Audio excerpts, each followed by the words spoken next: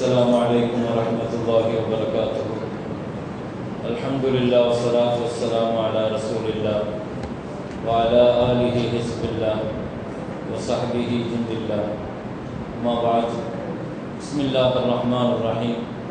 ووصينا الإنسان بوالديه حملته أمه كرها ووضعته كرها.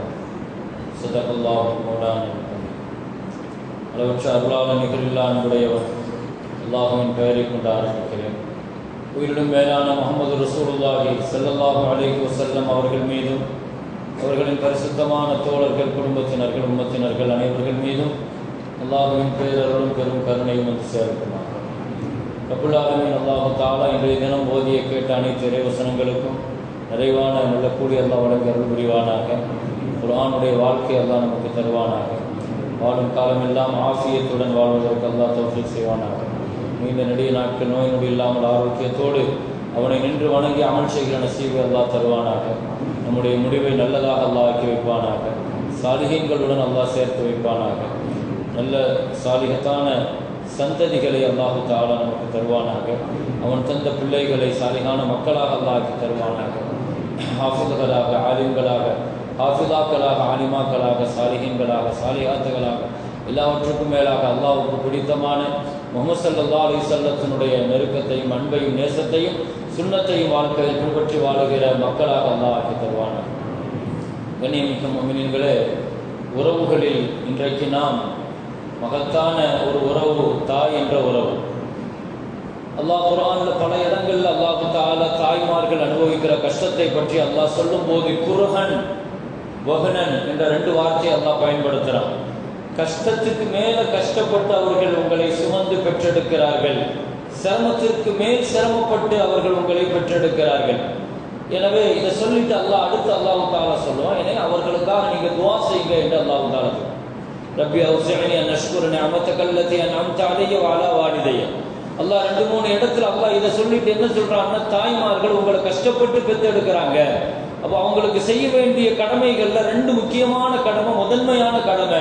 அதற்கு பிறகுதான் மற்ற கடமைகள் எல்லாம்.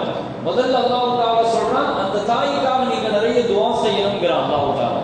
இன்னொரு இடத்துல அல்லாஹ் தஆலா சொல்றான், அனிஷ்குர்னி ஒலி வாலிதை, நன்றியோடு நடக்கணும் என்று அல்லாஹ் தஆலா சொல்றான். அப்ப இந்த 2 வார்த்தைக்கு பின்னால்தான் அல்லாஹ் பல இடங்கள்ல இஹ்சானோடு நடந்துக்கங்க.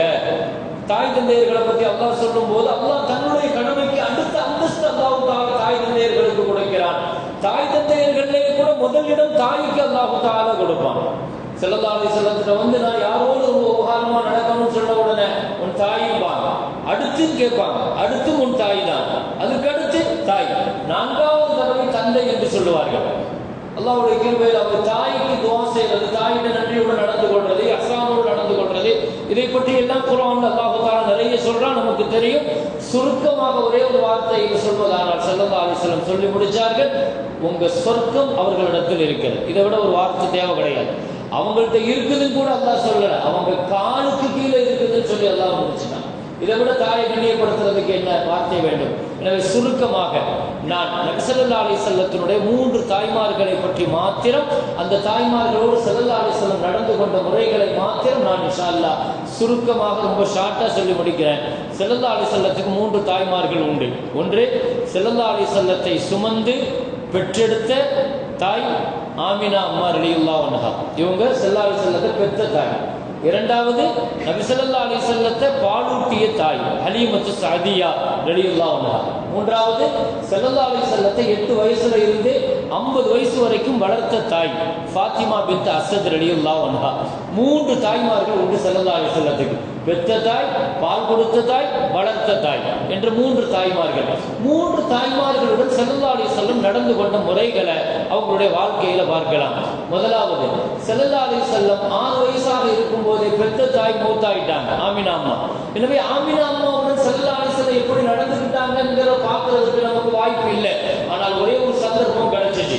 ஸல்லல்லாஹு அலைஹி வஸல்லம் மதீனாவில் இருந்து ஹஜ்ஜுக்கு போகிறதுக்காக வேண்டி வராங்க. எப்போ, எத்தனை வயசுல? தங்களுடைய 62வது வயசுல வராங்க. தங்களுடைய தாய் இறந்து போய் 56 வருஷம் கழிச்சு, தாய் வஃபாத்தாகி 56 வருஷம் கழிச்சு மதீனாவுல இருந்து ஹஜ்ஜுக்கு போறதுக்காக வேண்டி ஸல்லல்லாஹு அலைஹி வஸல்லம் மக்காவை நோக்கி வராங்க. 12,000 பேர்களோடு வந்து 8 நாள் பயணம், 8 நாட்களாக வந்துகிட்டு இருக்கிறாங்க. வரக்கூடிய வழியில சனிக்கிழமை புறப்பட்டாங்க. அந்த புதன்கிழமை அபுவாங்கிற ஒரு இடத்தை அடைகிறாங்க. இது ஒரு பெரிய மலையடிவாரம், தங்குவதற்கான வசதி இல்லை. எப்பவுமே இரவு நேரத்தில் தங்குறதுக்கு வசதியான இடத்தை பார்ப்பாங்க, ஆனா இது தங்குவதற்கான வசதி இல்லை. ஆனாலும் ஸல்லல்லாஹு அலைஹி வஸல்லம் சொன்னாங்க, நான் இன்னைக்கு இரவு இங்கதான் தங்க போறேன்னு சொன்னாங்க. அப்ப நபியோடு வந்து 12,000 பேர் மக்காவுக்கு போய் சேரும் போது 1.25 லட்சமாக அப்படி மாறிட்டாங்க. வர வர அப்படியே சேர்ந்துகிட்டே போவாங்க. ஸல்லல்லாஹு அலைஹி வஸல்லம் ஒரு ஹஜ் தான் செஞ்சாங்க. வாழ்நாள்ல 2 மாசத்துக்கு முன்னால அந்த ஹஜ் செய்யறாங்க, மௌத்தாகிறதுக்கு முன்னால. அப்போ அந்த நேரத்தில் அபுவாங்கிற இடத்துல ஒரு மலையடி வாரம், சஹாபாக்கள் சொல்றாங்க, ராத்திரி நேரம் ஸல்லல்லாஹு அலைஹி வஸல்லம் அந்த மலையில ஏறினாங்க கஷ்டப்பட்டு. கடுமையான முள் செடிகள் போன்ற கடுமையான மலை பிரதேசத்துல ஒரு இடத்தை தேடி போய் கடைசியாக ஒரு கபருக்கு பக்கத்துல போய் உட்கார்ந்தாங்க ராத்திரி நேரத்துல. அப்பொழுதுதான் தெரிந்தது அது முஹம்மது ஸல்லல்லாஹு அலைஹி வஸல்லத்தினுடைய தாய் ஆமினா அம்மாவுடைய கபருங்கிறது எங்களுக்கு அப்பதான் தெரிஞ்சிச்சு.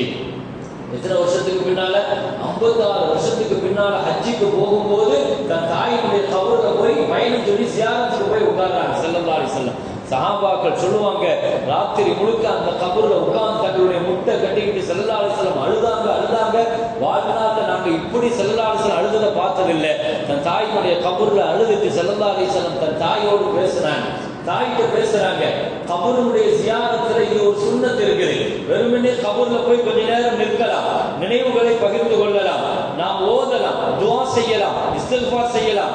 அதோடு கபராளிகளோடு பேசணும். நம்ம தாயாக இருந்தா, தந்தையாக இருந்தா, நண்பராக இருந்தா பேசியிருக்கிறாங்க.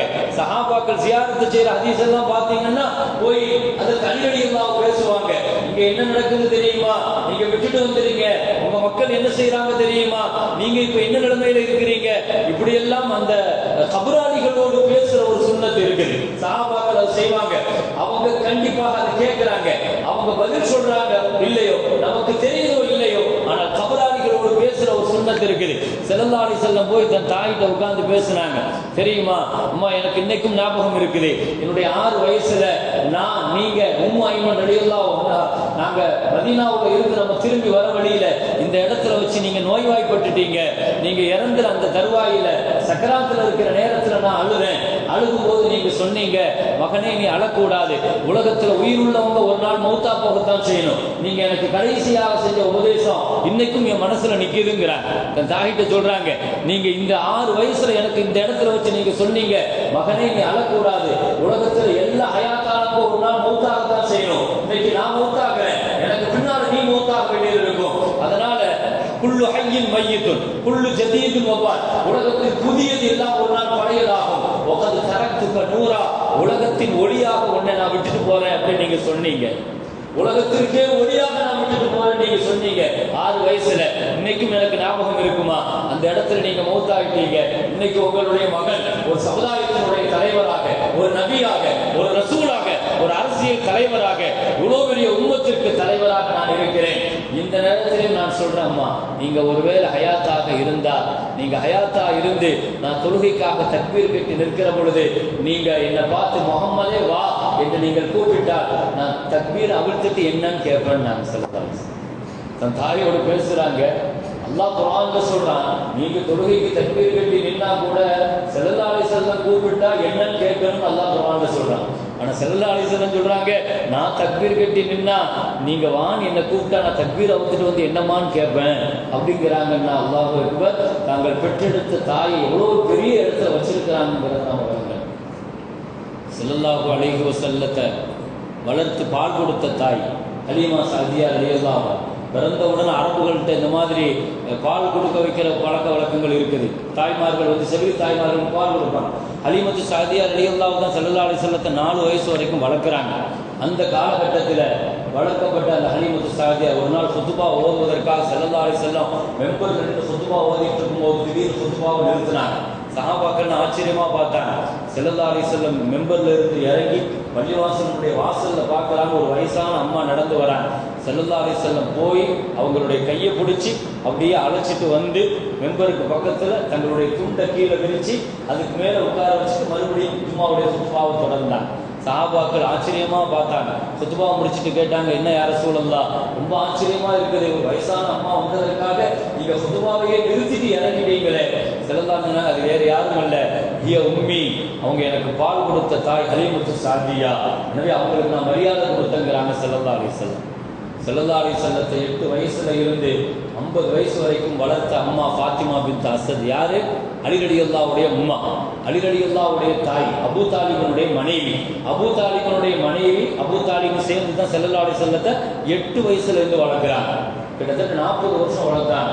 அந்த ஃபாத்திமா பின்த் அஸத் தன்னை வளர்த்த தாய், அந்த அம்மா அவங்க மௌத்தான உடனே நபிகள் நாயகம் ஸல்லல்லாஹு அலைஹி வஸல்லம் கபூர்ல இறங்கி அவங்களுடைய ஜனாசாவை ஸல்லல்லாஹு அலைஹி வஸல்லமே கையால தூக்கி அந்த கபூர்ல வைக்கிறதுக்கு முன்னால உலகத்துல யாருக்குமே ஸல்லல்லாஹு அலைஹி வஸல்லம் அப்படி செஞ்சதில்லை.